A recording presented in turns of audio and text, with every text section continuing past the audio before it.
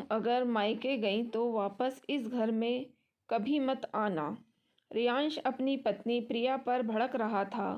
कई महीने से प्रिया नोट कर रही थी रियांश हर छोटी छोटी बात पर रिएक्ट करता, लेकिन आज तो हद हो गई। तुम पर सिर्फ मेरा अधिकार है। तुम ये मत भूलो कि अब तुम मेरी पत्नी हो। एक लड़की की शादी के बाद जब उसकी सारी जिम्मेदारी उसके पति और ससुराल वालों की होती है तो लड़की पर पहला अधिकार भी सबसे पहले उसके पति का होता है। शादी के पहले तुम्हारी इच्छाएं तुम्हारे घर वाले पूरे करते थे, अब मैं करता हूँ। क्या मैंने कभी कोई कमी रखी? तो क्या हुआ ना तुम पर मेरा पहला अधिकार, रेयांश अपनी पत्नी प्रिया से कहता है।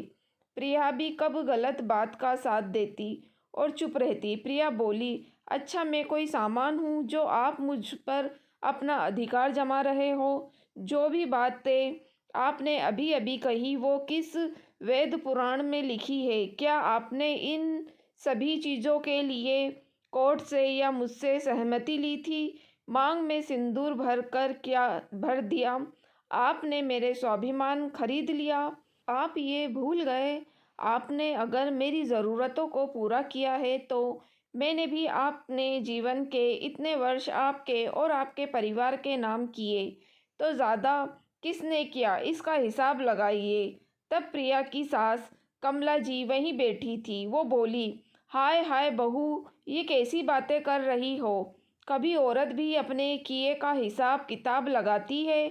ये तो तुम्हारा फ़र्ज़ और शादी के बाद हर औरत पर उसके पति का अधिकार होता है। तुमने कुछ अनोखा नहीं किया, जो तुम ऐसी बातें कैसे कर सकती हो? प्रिया बोली, तो सासू माँ, आपके बेटे ने भी कुछ अलग नहीं किया। उन्होंने भी वही किया जो फ़र्ज़ था, और कम से कम गलत बात में तो आप अपने बेटे का पक्ष मत लीजिए। मैं कोई सामान नहीं जो आपका बेटा मुझ पर अधिकार जमाए।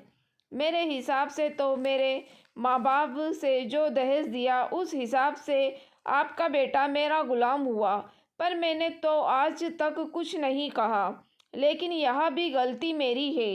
अगर उस वक्त मैंने आवाज़ उठाई होती तो आज मेरे स्वाभिमान को यूँ रौंदा ना जाता।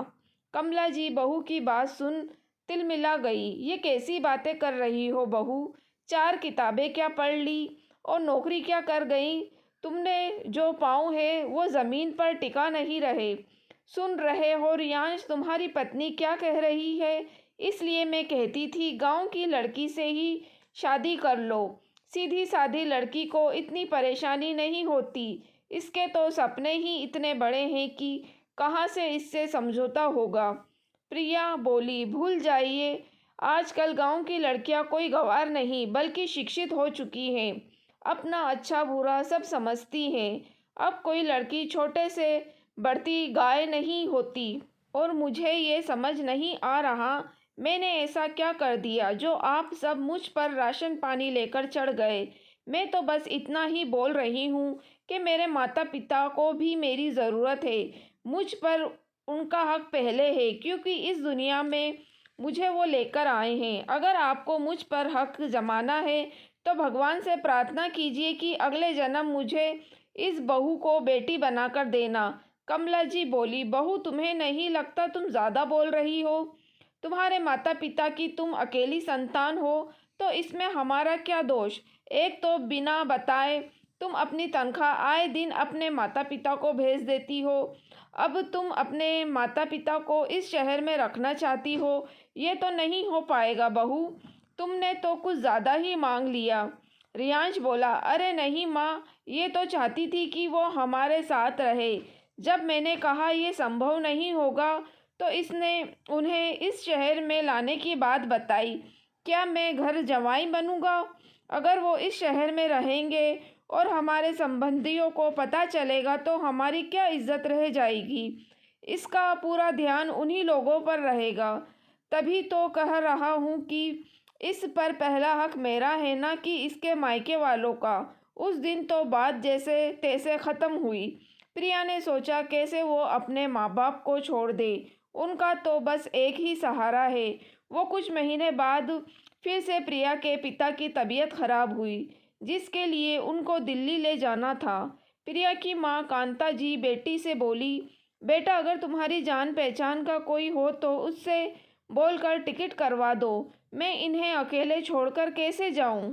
तुम भी बार बार परिवार को छोड़कर हमारे लिए परेशानी मत उठाओ। मैं वहाँ सब कर लूँगी। प्रिया बोली, नहीं माँ, कोई परेशानी नहीं होगी। मैं पापा के साथ चली जाऊँगी। आप और पापा बिल्कुल परेशान ना हो। माँ बाप बच्चों के लिए इतनी परेशानी उठाते हैं तो क्या एक बेटी बाप के लिए इतना नहीं कर सकती? जहाँ तक मेरे परिवार की बात है, परिवार की पूरी जिम्मेदारी क्या एक औरत पर होती है? पति पत्नी दोनों पर होती है। क्या होगा अगर कुछ रोज़ के लिए ये बच्चों को संभाल लेंगे? आप चिंता मत कीजिए, मैं टिकट करवा कर और छुट्टी लेकर आती हूँ। प्रिया और उसकी माँ की बात कमला जी ने सुनी। उनसे ज़रा भी सब्र न हुआ और उन्होंने दफ्तर फ़ोन करके रियांश को सारी बात बताई। जब रियांश घर आया, प्रिया रोज़ की तरह उसकी पसंद का खाना बनाई थी। वो बोला, क्या बात है, आज फिर कोई बात मनवाने के चक्कर में हो? अब ये मत कहना कि मायके जाना है या उन्हें यहाँ लाना है, क्योंकि मैं तैयार नहीं हूँ। कमला जी मुस्कुरा रही थी। प्रिया समझ गई। वो बोली, आज्ञा की ज़रूरत छोटों को पड़ती है। पति पत्नी का रिश्ता तो बराबरी का होता है। जैसे आपको खाना खिलाकर मैं अपना पत्नी धर्म निभा रही हूँ और आपको ये बताकर कि मैं 1 हफ्ते की छुट्टी लेकर अपने पिता को दिल्ली इलाज के लिए ले जा रही हूँ, वो एक पुत्री धर्म निभाऊंगी। जैसे ही रियांश तेज आवाज़ में बोलना चाहा, वो धीरे से बोली, ध्यान रखिएगा, मैं भी अपने स्वाभिमान के लिए आवाज़ ऊंची कर सकती हूँ। बच्चे घर पर हैं इसलिए चुप रहूँ, वरना आज जो आप करेंगे वही इनसे पाएंगे। उसने प्यार से बच्चों को खाना खिलाया और उन्हें कमरे में भेज दिया। कमला जी आग बबूला हुई जा रही थी।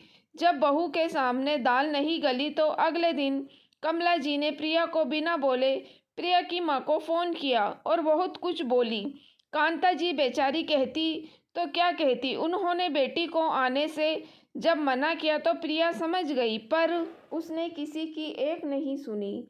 जब पति ने कहा कि अगर तुम वहाँ गई तो मैं तुम्हें कभी लेने नहीं आऊँगा, प्रिया मुस्कुराते हुए बोली, मर्दों का ये आखिरी हथियार होता है जिसे वे आखिरी वक्त पर अपनी पत्नी के स्वाभिमान को ठेस पहुंचाकर फिर इसका इस्तेमाल करते हैं। रियांश बोला, मैं मजाक नहीं कर रहा। प्रिया बोली, मैं भी मजाक नहीं कर रही हूँ। शादी को इतने साल हो गए, मैंने आपको पत्नी का सुख दिया, पति बनने का सुख दिया, आपके घर परिवार को संभाला और नौकरी करके अपना सहयोग दिया। मुझे लगता है जितनी जिम्मेदारी और इतना समय एक औरत के लिए बहुत होता है, आप भूल रहे हैं। मैं माँ पत्नी होने से पहले एक बेटी हूँ और मैं अपने बेटी होने का फ़र्ज़ को कभी निभाना है। आप अपने बच्चों को संभालिए, मैं अपने पिता को संभालने जा रही हूँ। बस जब बच्चे आपसे सवाल करें तो उन्हें सच्चाई बताइएगा, आपको आपका जवाब मिल जाएगा। इतना कहकर वो चली गई। प्रिया कुछ घंटे में माता पिता के पास पहुंच गई। उसी रात की फ़्लाइट से पिता को दिल्ली गई, उन्हें डॉक्टरों को दिखाया और 1 हफ्ते बाद वापस मायके लौट आई। माँ बोली, अब तुम अपने ससुराल वापस जाओ, तुम्हारे बिना वहाँ बच्चों को परेशानी होगी। प्रिया बोली, बच्चों की जिम्मेदारी क्या बस एक औरत की होती है? क्या औरत पर बस उसके पति का अधिकार होता है, पत्नी का कोई स्वाभिमान नहीं होता? एक औरत का भी तो अपने मन पर और खुद पर अधिकार होता है। कुछ वक्त उन्हें मेरे बिना ही संभलने दीजिए। कुछ मर्दों को हर चीज़ आसानी से मिल जाती है, जिसके कारण वो औरतों की कद्र करना भूल जाते हैं, लेकिन जब खुद करना पड़ता है तब शायद उनको एहसास हो। और रियांश को बोल कर एहसास होने वाला है नहीं, तो जब वो खुद कुछ जिम्मेदारी उठाएंगे तो शायद एहसास हो। 1 ही हफ्ते में रियांश और कमला जी की हालत ख़राब हो गई। बच्चों के सवाल का जवाब वो दे नहीं पा रहे थे। प्रिया की बेटी जो रागिनी 14 साल की थी, उसने अपनी माँ को फ़ोन किया और सारी बात बताई। प्रिया ने उसे समझाया। रागिनी उस दिन तो शांत हो गई। अगले दिन वो अपने छोटे भाई का काम कर रही थी तो रियांश बोला, मेरी बेटी तो बड़ी हो गई, अपने भाई को भी ध्यान रखती है। रागिनी बोली, मैं इसका ध्यान रखती हूँ पर इस पर कभी अपना अधिकार नहीं दिखाऊंगी। कमला जी बोली, देखो रहे हो, ये सब ज़रूर इसकी माँ ने इसे सिखाया होगा। रियांश बोला, नहीं माँ, कोई भी माँ अपने बच्चों को गलत बात नहीं सिखाती, हो ना हो हम जो कर रहे हैं उसी का ये असर है। बच्चे कहते नहीं पर देखकर वो सब समझते हैं।